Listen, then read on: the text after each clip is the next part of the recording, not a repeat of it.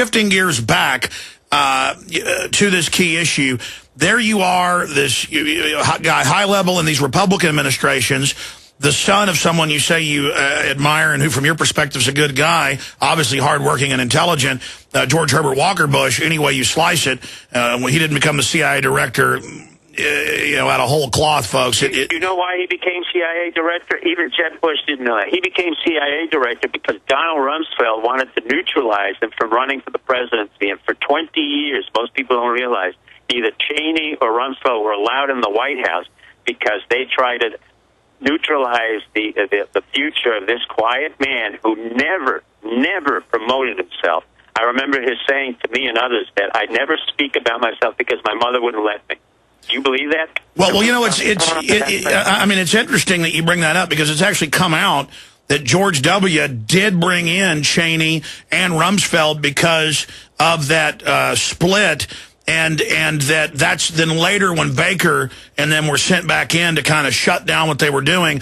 That was one of the reasons why I got on the phone in the middle when I was in Montana, and I told Baker, I called him up. I said, "What in God's name are you doing, sending out the chairman of the Republican Party who was very bizarre and unusual in his orientations and talking about abortion?" And I said, "Get rid of these guys. And what are you doing with Cheney and Rumsfeld? I mean, these guys were persona non grata for 20 years in our administration." So basically, you have to understand within the American public has to understand that even under Bush Jr., we had basically a quiet civil war that was going on between his father's people who are non-ideological and those who try to implement ideology and their own narcissism. What we have now is a very narcissistic, incompetent president with a very dysfunctional White House and a dysfunctional intelligence community. Well, that was my next question, Dr. Pieczenik, from your perspective, was why did you, in 2002, come on my show to talk about this Bin Laden being in the deep freeze and to question 9/11? We're going to come back, talk about that, and then we're going to go to your phone calls with Dr. Steve Pieczenik. What incredible info. But he told you this Bin Laden thing's a fraud. You know what I can't believe? Just the providence of this radio show, because I'm just an average guy who started reading history books when I was 12 and thought they were interesting and entertaining. And reading history, I learned so much about how the world works today. And then I talked to the general public, who many of them are informed and have street smarts. But if they would really start researching, they would find out how much they're being lied to and that the culture is getting more and more entitled in Washington. The corporations that have grown up around it, the crony system, are so out of control. Your phone calls for Dr. Steve Pieczenik are coming up in the next segment, and hopefully we can get him back up in the very near future. And I keep asking him this question, and he's answered it in many ways, but just boiling it down in a language that the mainstream media can understand and government can understand. Why would they do something that is so cartoonishly satirical where, and I'm not just saying this to make it come true because I was pretty depressed yesterday, but now the tables are turning. It is exploding in their face. I mean, it's almost more scary, Doctor, that you're probably right, that they have the power, they have the control, so they're able to do what they want. They think they're smart, but at the end of the day, they're making a lot of things that look like big mistakes as the Republic slides towards collapse. So why?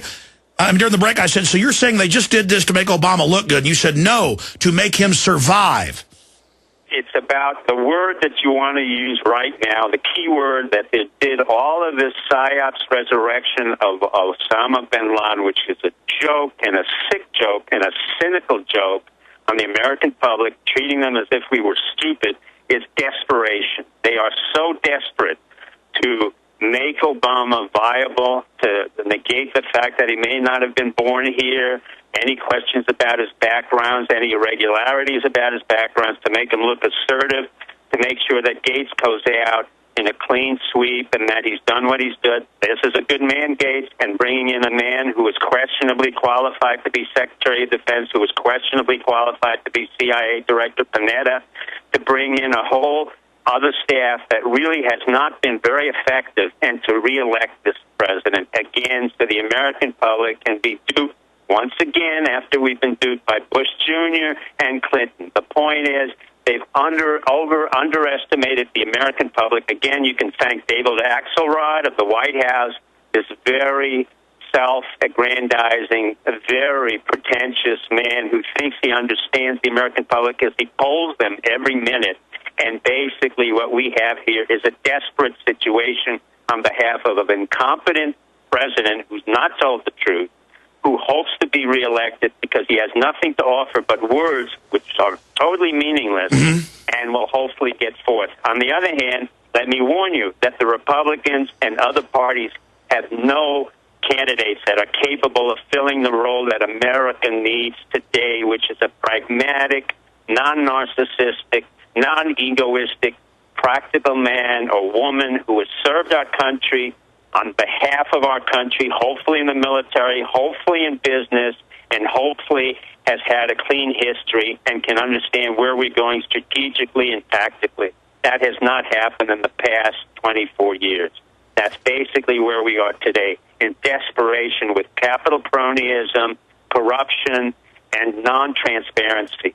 What we need now is Tahrir Square in Washington, D.C., and all over the country, where people will go... We're going to talk about that when we come back and then take calls, but in the minute or two we have left in this short segment, why did you go public in 2002 with something at the time, that sounded a little bit wild to some people, but I knew it had a historical basis, and say... Everybody who has accused me of making wild statements regretted it 10 years later. Aldo Moro did, Pol Pot did, Noriega, all regretted the fact when I said to them, you're leaving and you're not staying, they were gone. The reason I came forth and I said, I warned Bush Jr. and Cheney and Rumsfeld, you will pay for the crimes you've committed against the American public, and part of that is this nonsense of Osama Bin Laden being the leader of some nonsensical group that we created under the Carter administration, was fostered through tens of years, and going into Pakistan through the nonsensical war that didn't exist to allow men and women to die. Are you bottom line saying they ran the attacks or they hired some criminal group to do it? No. They ran the attacks. The 9/11 is a total manufacture of one organization, the White House under Bush Jr. Bush Jr., Cheney, Rumsfeld. Unbelievable. What? Stay there, sir. Stay there. Tony Halazad, Elliot Abrams, who's now at the CFR. Stay there. Repeat that. I'm happy to confront them. Stay there. Let's come back and repeat that because the music was playing. This is absolutely devastating. Dr. Steve-Pieczenik's got major credibility, and he is going all the way today, putting it on the table. This is off the charts. We'll be right back. Stay with us. The phone calls are pouring in. Listeners are just completely amazed by the interview. I really appreciate Dr. Steve-Pieczenik spending so much time with us. I'll obviously have to get him back in the near future. And I want to go to some of your phone calls, but I was going back to 2002 when he went public. Then he was saying, I have questions about 9/11. There are issues with this. We created these groups. Now, as we went to break, he was laying it all out and naming names. Dr. Pieczenik, again, who served as Deputy Assistant Secretary of State and or Senior Policy Planner under Secretaries Henry Kissinger, Cyrus Vance, George Shultz, and James Baker. That's three of the most famous kingmakers of the last 100 years right there.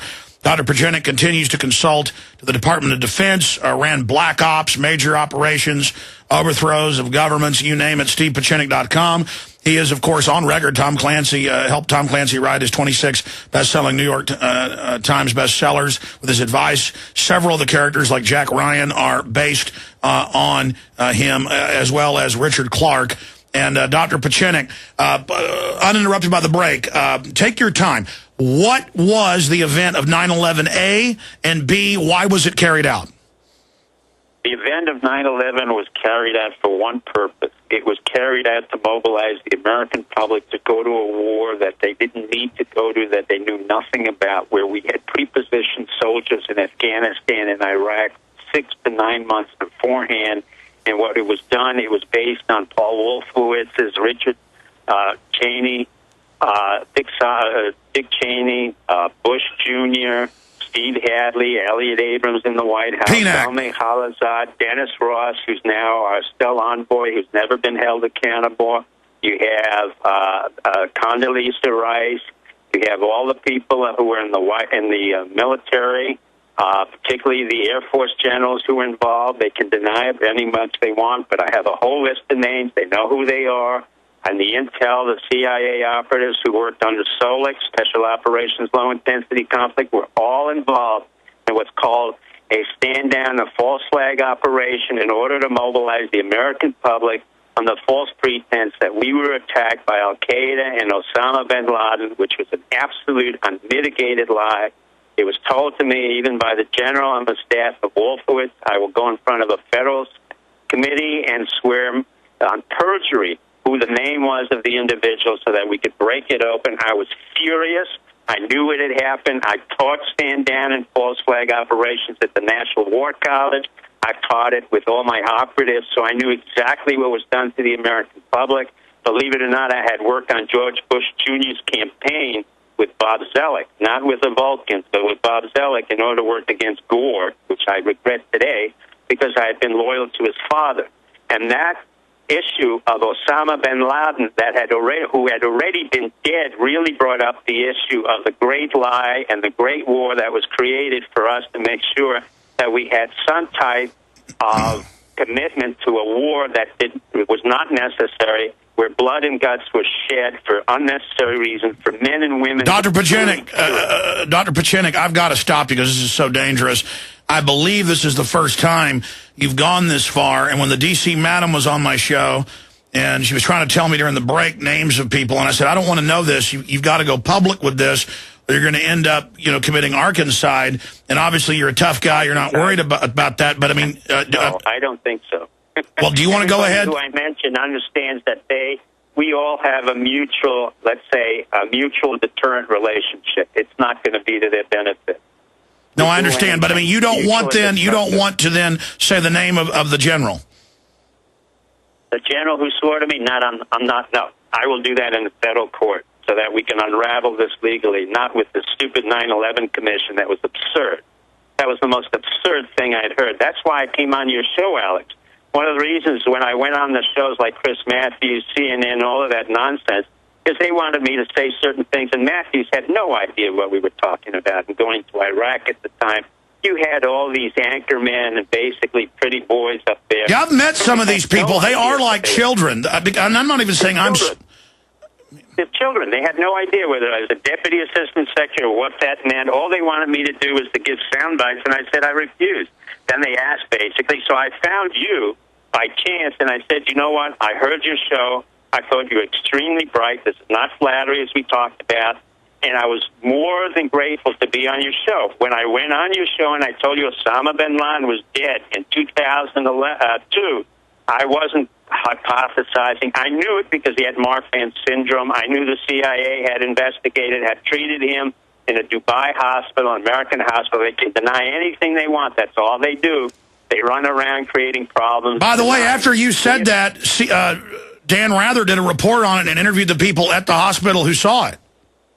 Oh, they did. I didn't even see that with Dan Rather. But my point is you still maintained your credibility, and because 10 years later, 9 years later, you mentioned my name, I was stunned. I had no idea because I was working on another company. I'm basically an entrepreneur who volunteers my time for the military to help them out. And basically, as an American, I said, I'm sick of this. And I went back on your show to say, this is disgusting. This Osama bin Laden issue, again, keystones the issue about an incompetent, dysfunctional administration that is lying once again to the American public. We can't continue this. This is why I went on your show. I don't care whether Obama's desperate or he's incompetent or he's narcissistic. I care that he does not get reelected. I care that the Republicans don't get reelected. I care that the American people stand up once again and say we've had enough of this bullshit with all these politicians on the Republican and Democratic side, the capital cronyism, the entire incompetency, the transnational corporations. And believe me, I don't come from the left or the right. You don't serve Nixon, Reagan, and Bush and come out with these comments. I'm not losing friends, and I'm not making friends. I don't really care about those things. I do care that as an American, don't mess with me. You can imagine the real word I wanted to use. No, I understand. Did you hear my story about... Or don't mess with any of my people in America. That's it. and the politicians think they can mess with You're us. not their slave, and you hate seeing America being gutted by crony capitalists. You